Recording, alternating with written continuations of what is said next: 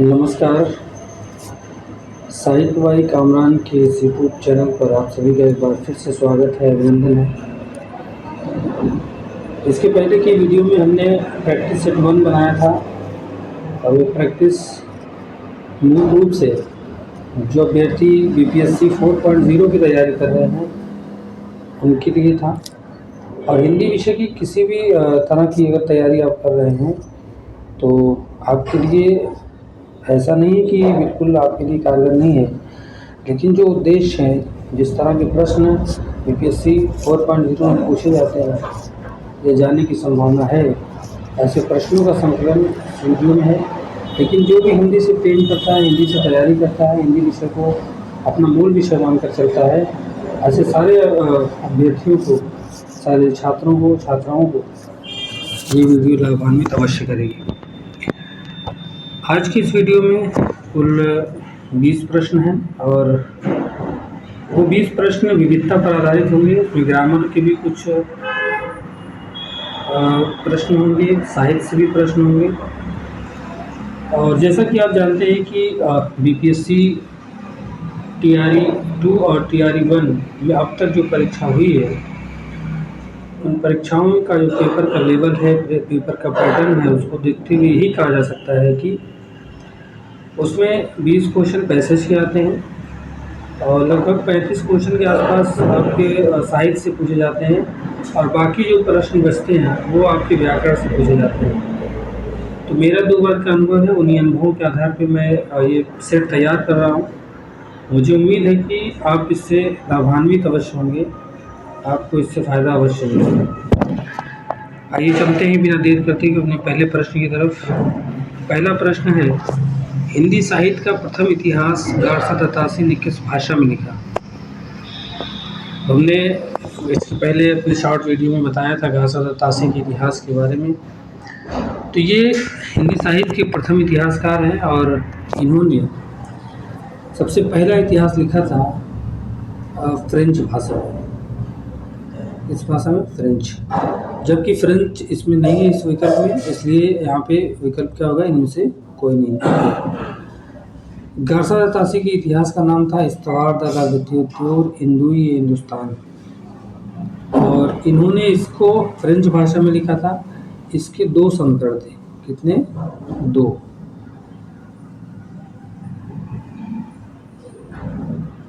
पहला जो संस्करण था वो 2 भागों में था और जिसमें पहले भाग का प्रकाशन 1839 में हुआ था और दूसरे भाग का प्रकाशन 1847 में हुआ था।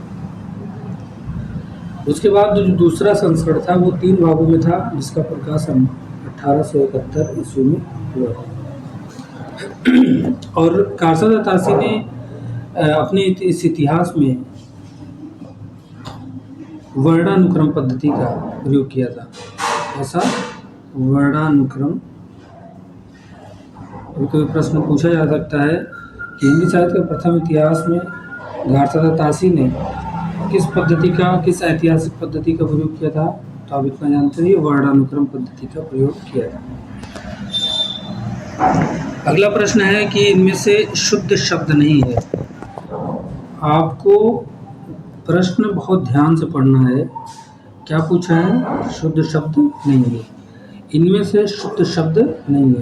प्रश्न को आप 2-3 बार पढ़िए। कभी कभी अच्छे जो बच्चे हैं, जो पढ़ने वाले हैं, प्रश्न को ध्यान से नहीं पढ़ते और कभी कभी नहीं को भूल जाते हैं वो, इसलिए प्रश्न करने में गलती होती है। मुझसे भी कई बार हुई है, इसलिए मैं अपना अनुभव आपको बता रहा हूँ। पहला विकल्प है ज्योत्सना, दूसरा है ज्योत्सना, तीसरा अनाधिकार, चौथा है आधुनिक। तो जैसा कि आप जानते हैं कि अगर वासुदेव नंदन के आप व्याकरण पढ़ेंगे तो उसमें जो ज्योत्सना शब्द है, जो नया वाला संस्करण उनका है, उसमें इस तरह से लिखा हुआ है, जबकि जो सही शब्द है वो इस तरह से ज्योत्सना होता है। अब जो बच्चे वासुदेव नंदन की जो व्याकरण है उसको पढ़ेंगे तो उनको लगेगा कि हमने तो पढ़ा है व्याकरण में। तो मैं आपको बता दूं कि जो मूल उनका व्याकरण है, जैसे जो उन्होंने स्वयं लिखा है, उसमें ये शब्द आपको मिलेंगे, लेकिन जो संशोधित संस्करण है, बाद में जो नया संस्करण बनकर आया, उसमें इस तरह से दिया हुआ है इसलिए हम मानेंगे किसको, इसको मानेंगे।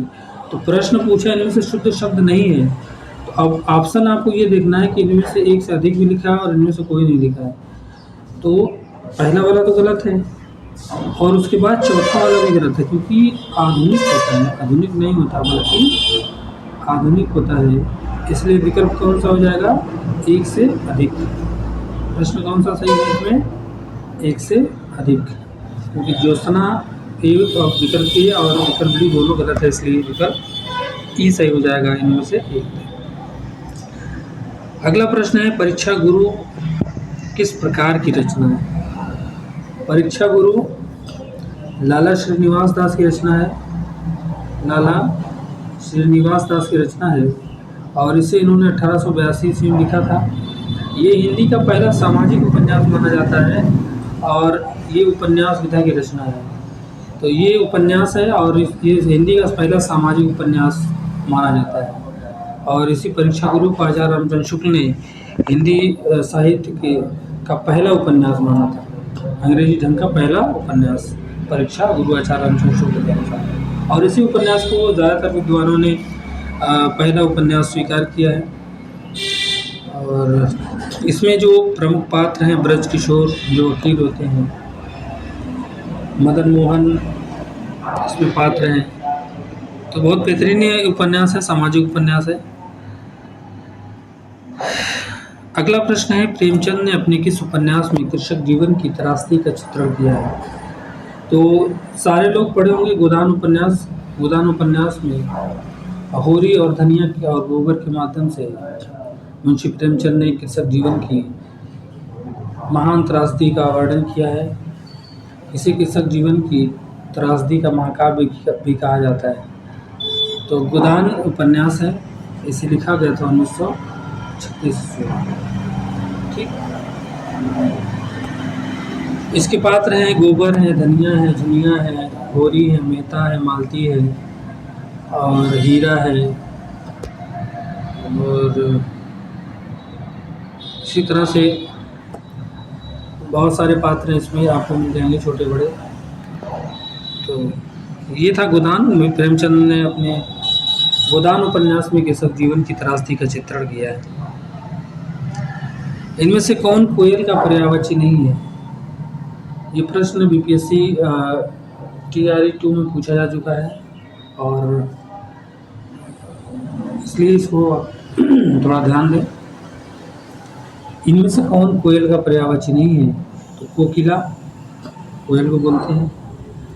और दूसरा है, पूछा नहीं है तो कोकिला कोयल को बोलते हैं। सुरभि का मतलब होता है बांसुरी, काक का मतलब होता है कौवा और पिक का मतलब होता है मोर। इसलिए तीनों विकल्प नहीं है। कौन सा हो जाएगा, एक से अधिक। विकल्प इसमें सही हो जाएगा, एक से अधिक। तो पांचवें का प्रश्न का विकल्प ई इनमें से अधिक, क्योंकि सुरभि और काक और पिक तीनों ऑप्शन नहीं है, इसलिए विकल्प ई एक से अधिक। इसी तरह के प्रश्न बीपीएससी की जो TRE की जो परीक्षाएं होती हैं उसमें पूछे जाते हैं। ज़्यादातर जो अच्छे बच्चे हैं वो विकल्प एक से अधिक और इनमें से कोई नहीं में कंफ्यूज हो जाते हैं। इसलिए ज़्यादा से ज़्यादा जितना प्रैक्टिस करेंगे उतना इस तरह के प्रश्न आप आसानी से हल कर पाएंगे। आप चारों ऑप्शन को अच्छे से पढ़ेंगे, ध्यान से पढ़ेंगे, उसके बाद देखेंगे कि इन चारों ऑप्शन में कोई ऐसा तो नहीं है जो बहुत क्लोज है, बहुत नज़दीकी है, जिससे हम लेकर के एक से अधिक मान सकते हैं। तो अगर हम ऐसा करते हैं तो ये प्रश्न गलत होने की संभावना कम रहती है, इसलिए ध्यान से इसको पढ़ें। छठवां प्रश्न है, संपत्ति शास्त्र किस लेखक की कृति है। तो संपत्ति शास्त्र जो है महावीर प्रसाद द्विवेदी की कृति है और महावीर प्रसाद द्विवेदी सरस्वती पत्रिका के संपादक रहे हैं। 1903 से उन्होंने शुरू किया था, उसके संपादन का कार्यभार इनके जिम्मे आया था 1903 से, और इन्हीं के नाम पर द्विवेदी का नामकरण हुआ था, महावीर प्रसाद द्विवेदी। इन्होंने हिंदी साहित्य को परिष्कृत और परिमार्जित रूप प्रदान करने में अपनी महत्वपूर्ण भूमिका निभाई थी। तो हिंदी जिस अश्लीलता के साथ और जिस अव्यवस्था के साथ अभी तक चल रही थी, 1900 के बाद का जो समय है वो हिंदी साहित्य के इतिहास में परिष्कृत, परिमार्जित और व्याकरणिक आधार को लेकर रचा गया साहित्य माना जाता है और इसमें ज़्यादातर श्रेय महावीर प्रसाद द्विवेदी को जाता है। इसलिए महावीर प्रसाद द्विवेदी के नाम पर ही द्विवेदी का नामकरण हुआ था और इन्होंने आदिकाल को बीज वपन काल की संज्ञा दी थी। अगला प्रश्न है, विरुद्धों का सामंजस्य किसकी आलोचनात्मक कृति है? तो आचार्य रामचंद्र शुक्ल एक प्रसिद्ध आलोचक भी हैं और इतिहासकार भी हैं, निबंधकार भी हैं और कथाकार भी हैं। इसलिए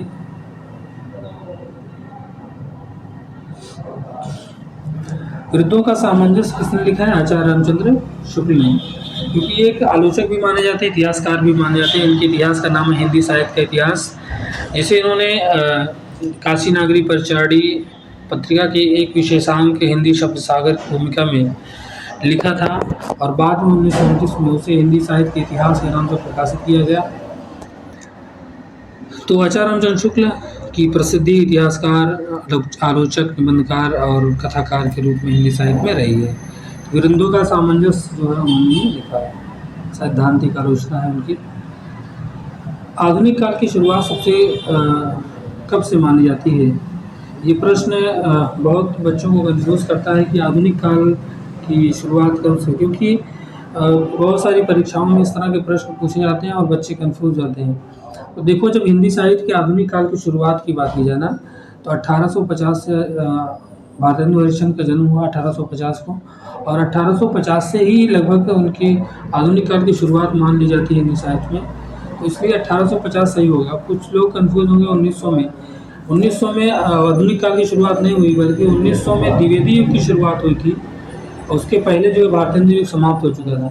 इसलिए इसकी शुरुआत कब से मानी जाती है? 1850 से। 9वां प्रश्न है, छायावाद स्थूल के प्रति सूक्ष्म का विद्रोह नहीं रहा। प्रश्न को ध्यान से पढ़ना है। कभी कभी मिलती जुलती बातें कही जाती हैं तो हम कंफ्यूज में हो जाते हैं। इसमें क्या कहा गया है कि छायावाद स्थूल के प्रति सूक्ष्म का विद्रोह नहीं रहा, जबकि इसी से संबंधित बातें डॉक्टर नगेंद्र ने कहा था कि छायावाद स्थूल के प्रति सूक्ष्म का विद्रोह है। तो इसमें उलट कर भी पूछ सकता है, छायावाद सूक्ष्म के प्रति स्थूल का विद्रोह है। तो जब आप प्रश्न आसानी ध्यान से पढ़ेंगे, पूरा पढ़ेंगे, तो आपको प्रश्न आराम से समझ में आ जाएगा कि एक जैसी मिली जुली बातें बहुत सारे लोगों के द्वारा कही गई होती है, इसलिए प्रश्न गलत होने की संभावना ज़्यादा रहती है। इसलिए ध्यान से पढ़िए, ध्यान से पढ़ करके उसको हल करिए। तो इस प्रश्न का सही उत्तर है रामविलास शर्मा। रामविलास शर्मा ने ये बात कही है कि छायावाद स्थूल के प्रति सूक्ष्म का विद्रोह नहीं रहा। अगला प्रश्न है, आचार्य दंडी ने काव्य गुणों की संख्या कितनी मानी है? तो दंडी ने 10 काव्य गुणों को माना है। आचार्य वामन ने 20 माना है, ठीक। और भरत मुनि ने भी गुणों की संख्या 10 माना है। अगला प्रश्न है, 11वां, घनानंद किस संप्रदाय में दीक्षित हुए? तो घनानंद जो है सबसे पहले मोहम्मद शाह के दरबारी कवि थे और ये सुजान नामक जो वेश्या थी उससे प्रेम करते थे। बाद में जब मोहम्मद शाह ने इनको देश निकाला का दंड दिया, वो वृंदावन चले गए और वृंदावन जा करके उन्होंने निम्बार्क संप्रदाय में अपने आप को दीक्षित किया और वहीं पर इनकी मृत्यु हो गई थी। घनानंद रीतिकाल के रीति मुक्त काव्यधारा के प्रमुख कवि माने जाते हैं। अगला प्रश्न है, बाणभट्ट की आत्मकथा किस विधा की रचना है? तो बाणभट्ट की आत्मकथा जो है ना 1946 के आसपास रची गई थी, लगभग 1946 में, और ये उपन्यास है और हजारी प्रसाद द्विवेदी ने इसे लिखा। 12वां प्रश्न है, 12वां प्रश्न होगा। 13वां प्रश्न है, वक्रोक्ति किस प्रकार का अलंकार है? तो वक्रोक्ति भारतीय काव्यशास्त्र में आप संप्रदाय जो पढ़ेंगे तो उसमें वक्रोक्ति संप्रदाय भी होता है। वक्रोक्ति संप्रदाय के प्रवर्तक कौन है? आचार्य कुंतक हैं। कुंतक इन्होंने कहा था वक्रोक्ति काव्य जीवितम। तो वक्रोक्ति ही काव्य को जीवित रखती है। उन्होंने किया था। कुंतक जो वक्रोक्ति संप्रदाय के प्रवर्तक हैं, और आचार्य भामा ने वक्रोक्ति अलंकार की बात की है और इसे शब्द अलंकार के अंतर्गत इसकी गणना की जाती है। तो अभी तक हम जानते हैं शब्द अलंकार में कौन कौन आते हैं, अनुप्रास अलंकार और यमक और श्लेष, लेकिन दो और अलंकार इसके अंतर्गत माने जाते हैं, उसमें वीप्सा अलंकार और वक्रोक्ति अलंकार, इसलिए विकल्प भी शब्द अलंकार से होगा। अगला प्रश्न है, इनमें से कौन रामधारी सिंह दिनकर की रचना नहीं है, यानी इनमें से कौन रामधारी सिंह की रचना नहीं है।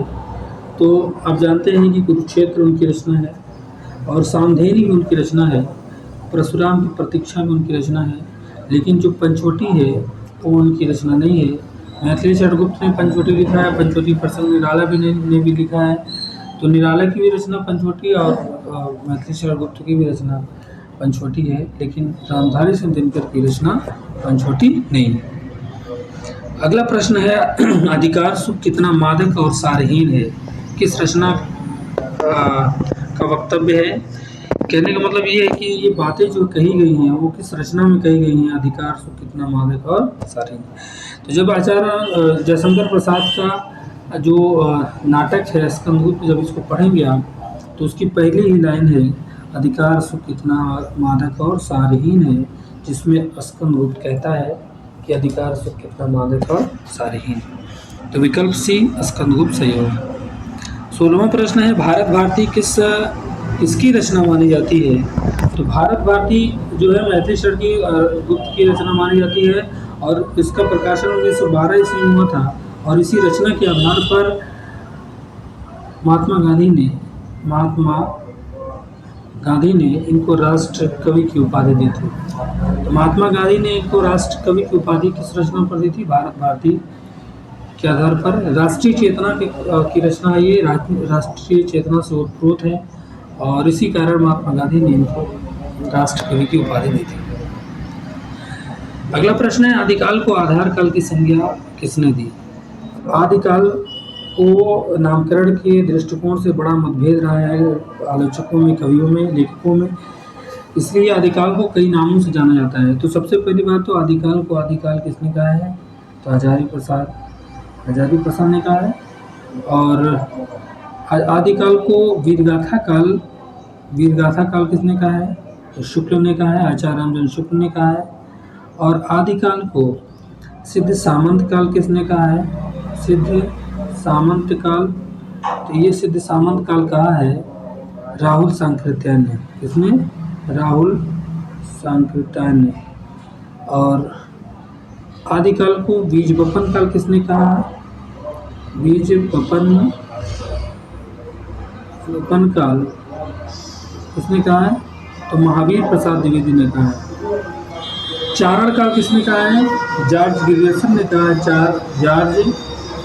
जॉर्ज ग्रियर्सन ने इसको चारण काल की संज्ञा दी है।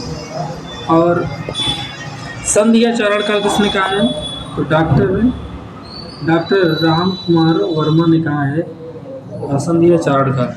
लेकिन यहाँ प्रश्न पूछा है आदिकाल को आधार काल किसने कहा है, तो मोहन अवस्थी और सुमन राजे दोनों लोगों ने कहा है, इसलिए विकल्प ई एक से अधिक सही हो जाएगा। अगला प्रश्न है, जहाँ उपमेय में उपमान का भेद आरोप किया जाए वहाँ कौन सा अलंकार होता है। तो जहाँ उपमेय में उपमान का भेद आरोप होता है वहाँ पे रूपक अलंकार होता है, और जहाँ उपमेय में उपमान की संभावना व्यक्त की जाती है वहाँ पर उत्प्रेक्षा अलंकार होता है। और जहाँ उपमेय में उपमान में किसी गुण धर्म के आधार पर समानता की बात की जा रही है वहाँ होता है उपमा अलंकार। उपमा अलंकार के लगभग 4 अंग होते हैं, एक होता है उपमेय, एक होता है उपमान, एक होता है साधारण धर्म, और एक होता है वाचक शब्द। ठीक है, तो इतनी चीज़ जानते रहिए, लेकिन इस प्रश्न का उत्तर सही होगा। अगला प्रश्न है, निम्न में वायु का पर्यायवाची नहीं है। तो वायु जो है ना, वायु का पर्यायवाची पवन भी होता है, और वायु का पर्यायवाची वायु ही है। इसमें जो सुरसरी है इसको गंगा बोलते हैं, और हुतासन का मतलब आग होता है, इसलिए इस प्रश्न का विकल्प ई एक से अधिक सही होगा। 20वां और अंतिम प्रश्न इस वीडियो का है। इसमें पूछा गया है कि भाषा विज्ञान में ध्वनि को और किस नाम से जाना जाता है? तो भाषा विज्ञान में ध्वनि को सोनिम के नाम से जाना जाता है। क्या कहा जाता है? सोनम कहा जाता है। तो ये रहे आज की इस वीडियो के 20 प्रश्न। और कैसे लगे आपको ये प्रश्न? अगर अच्छे लगे तो आप इस वीडियो को लाइक करिए, शेयर करिए, सब्सक्राइब कीजिए, अपने दोस्तों तक पहुंचाइए ताकि ज़्यादा से ज़्यादा लोग इस चैनल से जुड़ सकें, इस वीडियो का लाभ उठा सकें। मुझे उम्मीद है कि आप इस वीडियो से लाभान्वित अवश्य होंगे। अगर आप किसी तरह की इसमें त्रुटि होती है या किसी तरह की समस्या आपको आती है सुनने में या और भी तरह के प्रश्नों का वर्गीकरण करने में, उसकी व्याख्या करने में, तो आप कमेंट करके मुझे ज़रूर बता सकते हैं, क्योंकि ये पहला प्रयास है और जब कोई व्यक्ति नया प्रयास करता है तो उसमें त्रुटि होने की संभावना ज़्यादा रहती है। इसलिए गलतियों से ही हम सीखते हैं। अगर आप हमें बताएंगे तो आप ऐसा नहीं हमारे शत्रु होंगे, आप हमारे हितैषी होंगे और हम आपकी बातों को ध्यान में रखते हुए हम कोशिश करेंगे कि उसमें किसी तरह की त्रुटि ना हो, आप ज़्यादा से ज़्यादा उससे लाभान्वित हो सकें, आप तक बेहतर कंटेंट पहुँचे। क्योंकि इसका उद्देश्य केवल आप तक पहुंचना है, उन लोगों तक पहुंचना है जो बहुत सारी सामग्री से वंचित हैं, जो अभी ये नहीं समझ पा रहे किस तरह से चीज़ों को पढ़ना है। क्योंकि जब नए हम किसी क्षेत्र में जाते हैं ना, तो हमको उसके बारे में जानने के लिए बहुत समय लगता है। तो अगर आपको इस प्लेटफॉर्म के माध्यम से आपको सारी जानकारियाँ मिल जाती हैं आसानी से, तो इसमें कोई हर्ज नहीं है। इसलिए आप जो है बेहतर तरीके से इसको देखिए, समझने का प्रयास कीजिए और सीखने का प्रयास कीजिए। क्योंकि जिस छात्र के अंदर जिज्ञासा का भाव नहीं होता है वो छात्र नहीं माना जाता है। आप ज़्यादा से ज़्यादा सीखने का प्रयास करिए और मैं कोशिश करूँगा कि आपके सामने ऐसे प्रश्न लेकर आऊँ ताकि वो आपकी परीक्षा में वो आने की संभावना उसकी ज़्यादा रहे। तो आज के लिए इतना ही। बहुत बहुत धन्यवाद। मिलते हैं नेक्स्ट वीडियो।